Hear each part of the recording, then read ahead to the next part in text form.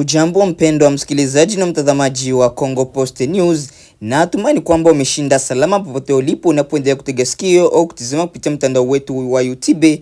Basi kama itakuwa ni mara yako ya kwanza kufuatilia habari kupitia Congo Post News, hakikisha una subscribe, kulike, comment na kushare, na kwa lugha nyingine banasema unajiabone, una comment vile vile una partage. Basi ndugu mpendwa msikilizaji na mtazamaji, basi acha tukuletea habari mbalimbali toka nchini Jamhuri ya Kidemokrasia ya Kongo. Karibu katika taarifa zetu za habari za mchana wa leo. Mfutano wa taarifa unaendelea kuhusu hali ya usalama katika eneo la Minembwe mkoani Kivu Kusini, mashariki mwa Jamhuri ya Kidemokrasia ya Kongo, baada ya jeshi la Jamhuri ya Kidemokrasia ya Kongo FARDC kutangaza kuwa limefanikiwa kudhibiti sasa eneo hilo. Hata hivyo, madai hayo yamepingwa na viongozi wa muungano wa M23 Twirwaneho ambao wanasitiza kuwa bado wanashikilia nafasi zao katika eneo hilo. Ndivyo walivyotangaza kupitia mtandao wao wa X au Twitter. Kwa mujibu wa taarifa iliyotolewa na msemaji wa sekta ya kusini ya Kivu Kusini ndani ya jeshi la FARDC, operations za kijeshi zilifanyika katika siku za hivi karibuni, zimewezesha wanajeshi wa serikali kuingia Minembwe na kurejesha mamlaka ya serikali katika eneo hilo. Jeshi linaeleza kuwa hatua hiyo ni sehemu ya juhudi za kuzuia kusambaa kwa makundi yenye silaha yanayoshirikiana na M23 katika maeneo ya juu ya Fizi, Mwenga na Uvira. Lakini upande wa waasi umekanusha taarifa hiyo. Fredi Kaniki, mmoja wa viongozi wa siasa wa muungano wa M23 Twirwaneho, amesema kuwa taarifa za FARDC hazina ukweli na kwamba wapiganaji wao bado wanaendelea kudhibiti Minembwe pamoja na maeneo mengine ya kimkakati katika nyanda za juu za Kivu Kusini. Kauli hiyo imeongeza mkanganyiko kuhusu hali halisi ya mapambano yanayoendelea katika eneo hilo. Minembwe ni eneo lenye umuhimu mkubwa wa kijeshi na kisiasa kutokana na nafasi yake katika nyanda za juu za Kivu Kusini. Kwa muda mrefu ilikuwa moja ya maeneo yanayoshuhudia mapigano kati ya FARDC, makundi ya wazalendo na waasi wa Twirwaneho wanaoshirikiana na M23. Tangu mwaka 2025 eneo hilo lilikuwa kitovu cha mapigano makali iliyosababisha maelfu ya raia kuhama makazi yao. Wachambuzi wa masuala ya usalama wanaeleza kuwa ni vigumu kuthibitisha kwa haraka ni upande gani unaodhibiti eneo hilo, kwa sababu taarifa nyingi hutolewa kutoka kwa pande zinazohusika moja kwa moja katika vita. Mara nyingi hali ya uwanja wa mapambano hubadilika kwa haraka kutokana na mashambulizi ya kujibu yanayofanywa na pande zote zinazopambana. Wakati huo wakazi wa Minembwe na maeneo ya jirani wanaendelea kuwa waathirika wakuu wa mapigano hayo. Mashirika ya kibinadamu yamekuwa yakionya kuhusu ongezeko la watu waliokimbia makazi yao, uhaba wa chakula, pamoja na changamoto za kupata huduma za afya, elimu kutokana na hali ya usalama ilivyotabirika. Kwa sasa macho ya wananchi na jumuiya ya kimataifa yanaelekezwa Minembwe kusubiri uthibitisho huru kuhusu nani hasa anayedhibiti eneo hilo. Hata hivyo, jambo hilo wazi ni kwamba mapigano katika Kivu Kusini yanaendelea kwa tishio kubwa kwa amani na usalama wa mashariki mwa Jamhuri ya Kidemokrasia ya Kongo. Tubaki mashariki mwa Jamhuri ya Kidemokrasia ya Kongo ambako Wizara ya Afya ya Jamhuri ya Kidemokrasia ya Kongo imetangaza maendeleo ya kutia moyo katika mapambano dhidi ya ugonjwa wa Ebola unaoendelea katika jimbo la Ituri. Kulingana na mamlaka za afya, jumla ya watu 78 walikuwa wameambukizwa na ugonjwa huo wamepona na kurejea katika maisha yao ya kawaida baada ya kupokea matibabu. Waziri wa Afya wa Kongo Roger Kwamba ameeleza kuwa mafanikio hayo yanatokana na juhudi za pamoja za wahudumu wa afya, mashirika ya kibinadamu na jamii zinazoshirikiana katika vita dhidi ya ugonjwa huo hatari. Amesema kuwa matokeo hayo yanaonyesha kuwa Ebola inaweza kutibika ikiwa magonjwa utagunduliwa na kuanza kutibiwa mapema. Akizungumza kuhusu hali ya ugonjwa huo, Roger Kwamba amewataka wananchi kuwa makini na kufika mara moja katika vituo vya afya wanapoanza kuona dalili zinazohusiana na ugonjwa wa Ebola. Dalili hizo ni pamoja na homa kali, uchovu mkubwa, maumivu ya misuli, kutapika na kuharisha. Waziri huyo amesitiza kuwa kuchelewa kutafuta matibabu kunachangia kuongezeka kwa hatari ya vifo na pia kusababisha maambukizi kuenea kwa watu wengine. Kwa sababu hiyo, ametoa wito kwa viongozi wa jamii, wahudumu wa afya na wananchi kushirikiana katika kutoa taarifa mapema kuhusu visa vinavyoshakiwa kuwa vya Ebola. Katika miezi za hivi karibuni, timu za afya zimeendelea kufanya uchunguzi wa wagonjwa, kufuatilia waliokutana na waathirika pamoja na kuendelesha kampeni za uhamasishaji katika maeneo yaliyoathirika. Hatua hizo zimekuwa muhimu katika kudhibiti kasi ya maambukizi na kuimarisha mwitikio wa afya ya umma. Hata hivyo, changamoto bado zinaendelea kuwepo katika baadhi ya maeneo ya Ituri kutokana na hali ya usalama na ugumu wa kufikia baadhi ya vijiji vya mbali. Serikali pamoja na washirika wake wa afya wanaendelea kuimarisha juhudi za kuhakikisha huduma za matibabu zinawafikia wananchi wote wanaohitaji msaada. Wataalamu wa afya wanaamini kuwa mafanikio ya wagonjwa 78 kupona ni ishara nzuri katika mapambano dhidi ya Ebola, lakini wanakumbusha kuwa tahadhari lazima ziendelee kuchukuliwa ili kuzuia mlipuko mpya wa ugonjwa huo. Kwa sasa mamlaka za afya zinaendelea kufuatilia hali ya ugonjwa huo kwa karibu, huku zikisisitiza umuhimu wa uchunguzi wa mapema, matibabu ya haraka na ushirikiano wa jamii katika kuokoa maisha ya wananchi. Tuelekee sehemu nyingine ya Jamhuri ya Kidemokrasia ya Kongo ambako takriban wafungwa zaidi ya 20 wamefanikiwa kutoroka katika gereza la Idiofa lililopo katika jimbo la Kwilu magharibi mwa Jamhuri ya Kidemokrasia ya Kongo. Tukio hilo limeibua wasiwasi mkubwa miongoni mwa mamlaka za eneo hilo pamoja na wananchi, huku sababu kuu ikitajwa kuwa ni hali mbaya ya miundombinu ya gereza hiyo ambayo imekuwa ikizorota kwa muda mrefu. Kwa mujibu wa taarifa kutoka kwa vyanzo vya kiutawala katika eneo la Idiofa, wafungwa hao walitoroka baada ya kutumia mianya iliyosababishwa na uchakavu mkubwa wa majengo ya gereza. Baadhi ya kuta za sehemu za uzio za gereza zimeripotiwa kuwa katika hali mbaya kiasi cha kuhatarisha usalama wa kituo hicho cha mahabusu. Mamlaka za usalama zinasema kuwa baada ya tukio hilo kutokea, operation maalum zilianzishwa kwa lengo la kuwatafuta na kuwakamata wafungwa waliotoroka.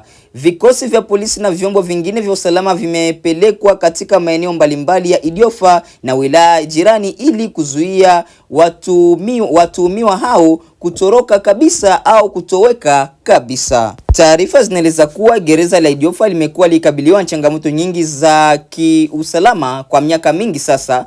Mbali na uchakavu wa majengo, pia kuna tatizo la msongamano wa wafungwa, ukosefu wa vifaa vya usalama vya kisasa na uhaba wa fedha za kufanya matengenezo ya mara kwa mara.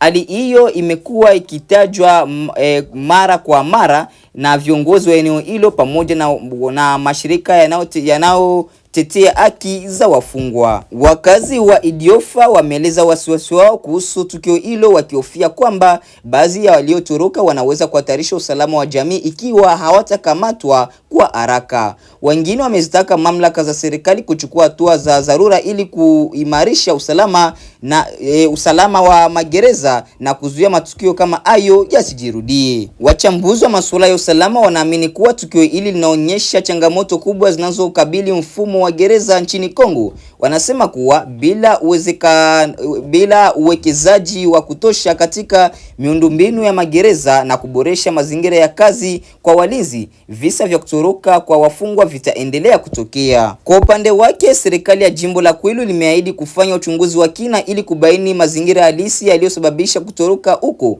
Ameeleza kuwa hatua zitachukuliwa dhidi ya yeyote atakayebainika kuwa alihusika kwa uzembe au kwa namna yoyote katika tukio hilo. Wakati juhudi za kuwatafuta wafungwa au zikiendelea, mamlaka zinatoa wito kwa wananchi kutoa taarifa yoyote itakayosaidia katika kukamatwa kwa waliotoroka, huku wakisisitiza kuwa ushirikiano wa jamii ni muhimu katika kuhakikisha usalama unaendelea kuhudumishwa. Turudi mashariki mwa Jamhuri ya Kidemokrasia ya Kongo ambako makumi ya familia zimekimbia makazi yao katika kijiji cha Tepe kilichopo katika eneo la Mambasa mkoani Ituri, mashariki mwa Jamhuri ya Kidemokrasia ya Kongo, kutokana na hali ya hofu iliyosababishwa na uwepo wa wapiganaji wa kundi la Mai Mai wanaoripotiwa kuonekana katika eneo hilo kwa takriban wiki mbili zilizopita. Kwa mujibu wa vyanzo vya ndani, jipya la wakazi kuhama lilishuhudiwa Alhamisi tarehe 18 mwezi wa 6 mwaka 2026, ambako familia nyingi zimelazimika kuondoka haraka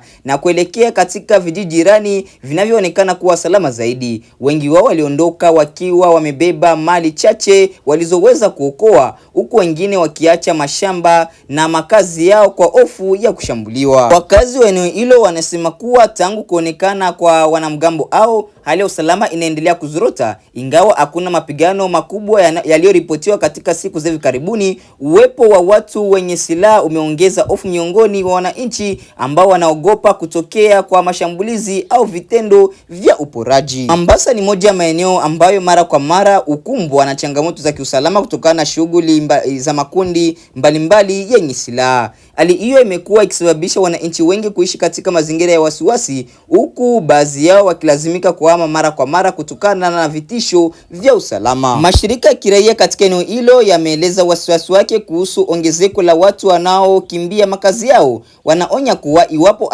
hali hiyo itaendelea kuwa mbaya, idadi ya wakimbizi wa ndani inaweza kuongezeka katika siku zijazo. Mashirika hayo pia yanatoa wito kwa mamlaka za serikali kuimarisha ulinzi ili kurejesha hali ya utulivu na kuwapa wananchi imani ya kurejea nyumbani. Wakati huo, familia zilizokimbia zimeanza kukabiliwa na changamoto mbalimbali za kibinadamu. Baadhi yao wanahitaji chakula, maji safi, huduma za afya na sehemu salama za kujistiri. Watoto na wazee ndio wanaonekana kuathirika zaidi kutokana na mazingira magumu yanayosababishwa na kuhama kwa ghafla. Mamlaka za eneo la Ituri zinaendelea kufuatilia hali hiyo, huko juhudi zikifanyika kutathmini kiwango cha tishio la usalama katika kijiji cha Tepe na maeneo yanayozunguka. Wananchi nao wanaombwa kuendelea kushirikiana na vyombo vya usalama kwa kutoa taarifa zinazoweza kusaidia kuzuia kuzorota zaidi kwa hali ya usalama. Kwa sasa wakazi wengi wa Tepe wanaendelea kusubiri kurejea kwa amani na usalama ili waweze kurudi katika makazi yao na kuendelea na shughuli zao za kila siku ambazo zimeathiriwa na hali hiyo ya taharuki. Baada ya kusikiliza taarifa zetu mbalimbali kutoka nchini Jamhuri ya Kidemokrasia ya Kongo, hususan mashariki mwa Jamhuri ya Kidemokrasia ya Kongo, basi mpendwa msikilizaji, mtazamaji, acha nikuunge moja kwa moja na habari za kimataifa. Karibu. Tuanzie Mashariki ya Kati ambapo Rais wa Marekani Donald Trump na mwenzake wa Iran Masoud Pezeshkian wamesaini makubaliano ya awali yenye lengo la kukomesha vita. Makubaliano hayo ambayo yanaanza kutekelezwa mara moja yanajumuisha kusitisha mapigano katika nyanja zote na kufunguliwa tena kwa mlango bahari wa Hormuz. Lakini suala gumu la mpango wa nyuklia wa Iran bado halijatatuliwa. Makubaliano hayo yamekosolewa vikali na baadhi ya washirika wa kisiasa wa Rais Donald Trump. Ripota wetu Thomas Morgan anaripoti kutoka Washington. Tumesaini mkataba. Ndiyo, tumeweka saini huko Versailles.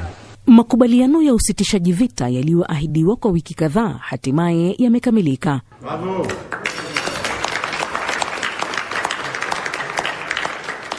Rais wa Ufaransa akimpongeza Donald Trump wakati wa kutia saini makubaliano ya maelewano na Iran mjini Versailles. Wakati huo huo, huko Tehran, Rais Masoud Pezeshkian pia alitia saini mkataba huo wa makubaliano. Kiongozi wa Marekani amekuwa akijivunia sana kuhusu makubaliano haya, lakini je, ni nini hasa kilichomo kwenye mkataba huu? Makubaliano hayo yamesema kuwa Marekani, Iran na washirika wao watatangaza kusitisha kabisa kwa operesheni za kijeshi ikiwemo nchini Lebanon, jambo ambalo limepewa kipaumbele na serikali ya Tehran. Pia inajumuisha mojawapo ya matakwa makuu ya Donald Trump kwamba Iran haitaweza kupata au kuunda silaha za nyuklia. Lakini vipengele vingine vya makubaliano hayo vinaonekana kuwa na utata kidogo katika maandishi yake ikilinganishwa na jinsi kiongozi wa Marekani alivyoeleza makubaliano hayo. Vikwazo vya kiuchumi dhidi ya Iran vitaondolewa hatua kwa hatua, huku nchi hiyo ikitarajiwa kupata dola bilioni 300 kwa ajili ya ujenzi upya. Hata hivyo, lugha iliyotumika haiko wazi kuhusu nani hasa atakayechangia katika mfuko huo, na kote duniani macho yote yatakuwa kwenye mlango bahari wa Hormuz. Meli za kibiashara zitaruhusiwa kupita kwa uhuru tena kwenye mlango bahari huo bila malipo kwa sasa, ijapokuwa maafisa wa Iran wanadokeza kuwa wanaweza kutoza ushuru baada ya makubaliano ya siku 60 kukamilika. Hili na makosa mengine yamekosolewa na wanasiasa wa pande zote mbili za vyama hapa Marekani. Ningetegemea kuwa hilo si jambo ambalo wapatanishi wa Marekani na Rais Trump wamekubaliana, kwa sababu kabla ya vita hivi kuanza, mlango wa bahari wa Hormuz haukuwa hata kati ya mazungumzo kwa Iran. Hivyo makubaliano yoyote yanayowaruhusu kutoza ushuru wa kibiashara unaopita kwenye mlango bahari huo ni makubaliano mabaya sana, si tu kwa Marekani bali kwa dunia nzima. Donald Trump amekuwa katika hali yake ya kawaida ya kujiamini na kujipiga kifua, akipigia debe makubaliano hayo, lakini kuna maswali mazito hapa, ikiwa mgogoro huu ulikuwa na thamani yoyote na ni nini hasa Marekani imefaidika nayo kutokana na vita vyake na Iran. Bado katika vita hivyo, waziri mkuu wa Israel Benjamin Netanyahu alimshawishi Donald Trump kuanzisha vita dhidi ya Iran hapo mwanzoni, lakini baada ya makubaliano ya kusitisha vita kuafikiwa, kiongozi huyo amesalia kimya. Kuna wasiwasi miongoni mwa raia wa Israel kuhusu hatua ya kukubaliana na matakwa ya Iran kuijumuisha Lebanon katika makubaliano ya kusitisha vita. Jeshi la Israel limesema leo kwamba litaendelea na operesheni zake kusini mwa Lebanon dhidi ya kundi la Hezbollah. Vyombo vya habari vya serikali nchini Lebanon vinasema kwamba mtu mmoja ameuawa kwenye shambulizi la hivi karibuni zaidi la ndege zisizo na rubani lililotekelezwa na jeshi la Israel. Hapo jana, Rais Donald Trump alitoa ukumbusho ambao haukuwa wazi kuhusu alichomtaka waziri Benjamin Netanyahu kufanya. Tuko katika hali ya sitofahamu kuhusu Lebanon. Inasema kwamba unaweza kuwa na ustaarabu kidogo. Sio lazima kuangusha jumba kila wakati ambapo mtu anaingia ndani kutoka kundi la Hezbollah. Hebu sasa tusikie maoni kutoka kwa baadhi ya raia wa Israel kuhusu makubaliano hayo. Nadhani kwamba Netanyahu anapaswa kufanya kile anachotaka kukifanya bila kunyanyaswa na Donald Trump. Tungependa kuilinda nchi yetu dhidi ya mashambulizi zaidi ya kigaidi. Netanyahu hana budi, hana uwezo kumpa Trump kila kitu anachokitaka, kwa sababu tunatakiwa kuendelea kuishi na kulinda uhai wetu. Hayo ni maoni ya raia wa kawaida, lakini washirika na mahasimu wa kisiasa pia wanamwambia Netanyahu kushikilia msimamo wake. Ni lazima tuliangamize jeshi la Hamas kabla ya mtu yeyote kutueleza kuhusu kusitisha vita. Walitushambulia sisi, bado wako na mfumo unaoweza kutushambulia, na hilo ni jambo ambalo hatuwezi kuishi nalo kimya kimya. Ripoti hiyo ndio inayotukamilishia taarifa yetu kuu usiku huu.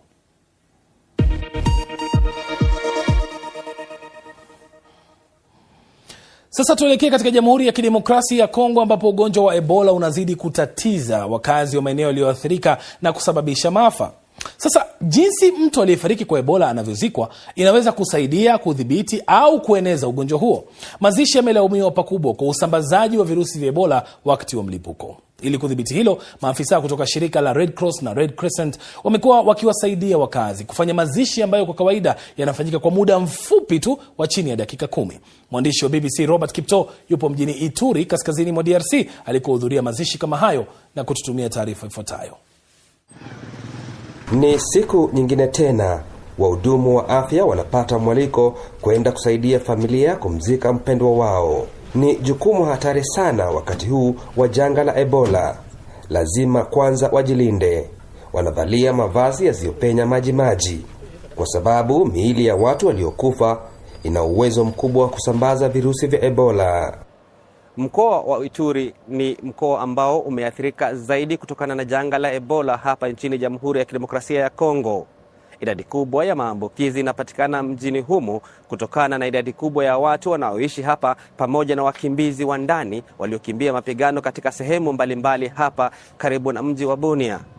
Na ili kuwaelimisha raia, serikali sasa imechukua harakati za kuwazika watu wote waliofariki katika eneo hili ili kuzuia maambukizi zaidi ya virusi vya Ebola.